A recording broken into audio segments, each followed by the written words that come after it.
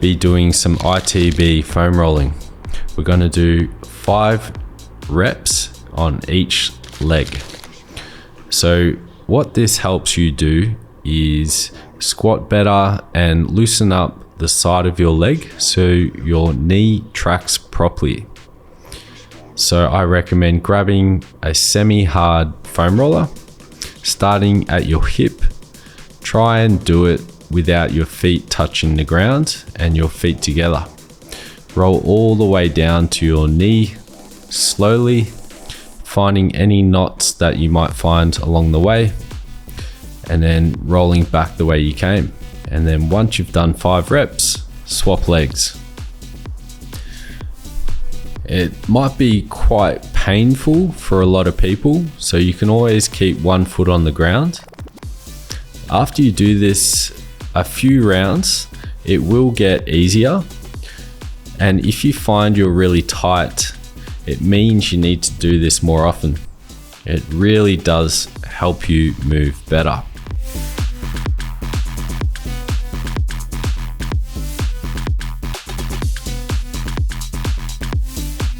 Notice we're walking on our forearm and our hand as we roll up and down our legs.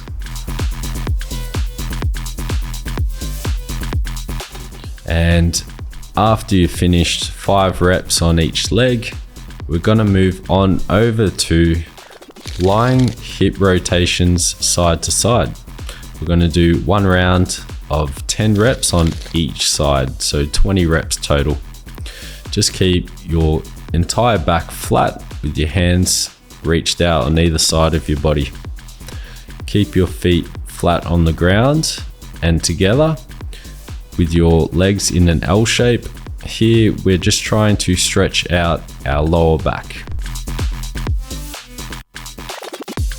Try and get your thigh flat on the floor and put all your weight down onto the floor. You should feel a nice stretch through your glutes and your lower back.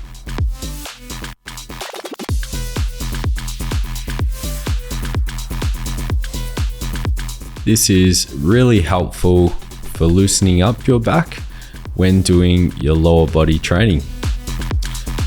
And after you've done 20 reps, then we're going to move on over into lying single hamstring stretch. We're going to do 10 reps on each leg. Stick both legs in the air and just hold on to the back of your knee and raise the opposite leg up to your other foot. This is really good at stretching your hamstrings and hip flexors. So we're going to do 10 rounds on one leg, 10 on the other.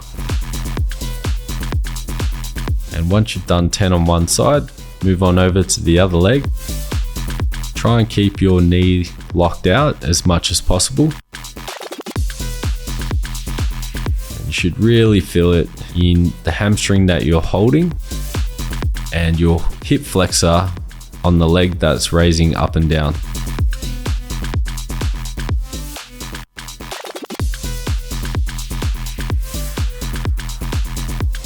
And once you've finished that, we're going to move on over to butt walks. So here we're going to just do 20 reps in total, firing up the glutes, scooching our butt cheeks all the way to the end of the mat. Now, it's okay if you feel embarrassed. Lots of people do this. Really good exercise, and it has a lot of benefits as well. And now we're going to move on over to the child pose into cobra. We're going to do 1 round of 10 reps.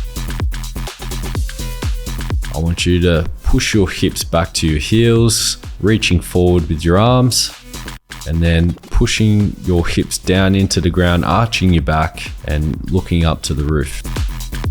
Here we're just trying to get flexion in the spine and also extension, just so you can move more freely. So get a big arch in your back and a big hunch as well. Get the release and get the tension.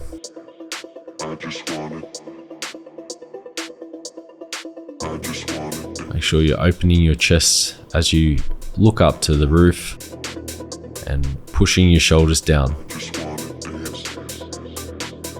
Then we're going to move on over to gorilla squats, 1 set of 10. Here it's really good at opening the hips as you get down into a squat position, pushing your knees out with your elbows on the inside of your thighs. Then while holding onto your toes, I want you to stick your bum up as high as you can. This is great at lengthening your hamstrings. So before we do any lower body exercises, this is probably one of my favorites, just to get everything fired up.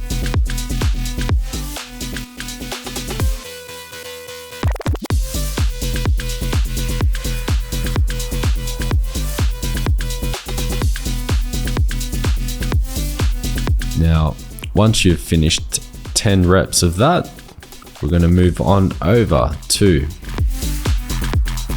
inchworms. I want you to start in a push-up position and try and walk your hips back, sticking them up into the air with your hands. I want you to drive your heels down to the ground to lengthen your hamstrings.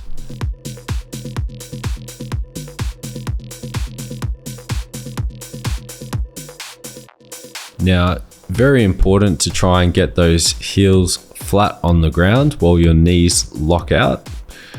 It'll just help bring length into your hamstrings. The only thing that should be moving is your hands. So keep your knees and elbows locked out. Then we're going to move on over into bent over thoracic spine rotations. We're going to do 5 reps on either side. So hinge at your hips, bent over, knees slightly bent. Bring your hands together under your chin, and with a straight arm, rotate your body, opening one side and then the opposite side. Don't force anything, but try and feel that tension as you reach up. And once you've done 5 on each side, we're going to move on over to leg swings. We're going to do 15 reps on each side. So just let your leg move freely. Hold on to something for balance. Here we're just trying to get length in the hamstrings again. Don't resist your leg, just let it go, but make sure you have an open space around you so you don't hit anyone. Once you've done 15 on one side, 15 on the other, trying to get that toe as high as it can and the heel as far back as you can.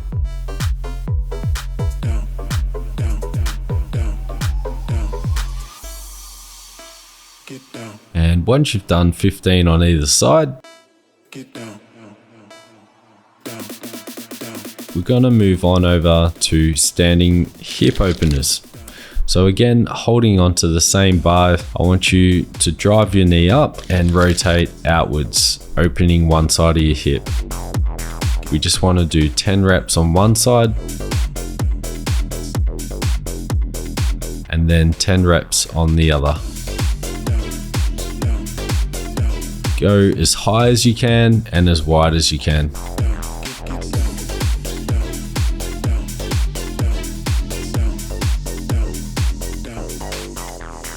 If at all you feel uncomfortable with your hips, just minimize the circle, do smaller circles, but if you have that freedom, go as high and wide as possible. You should feel a bit of a burn in your hip flexors.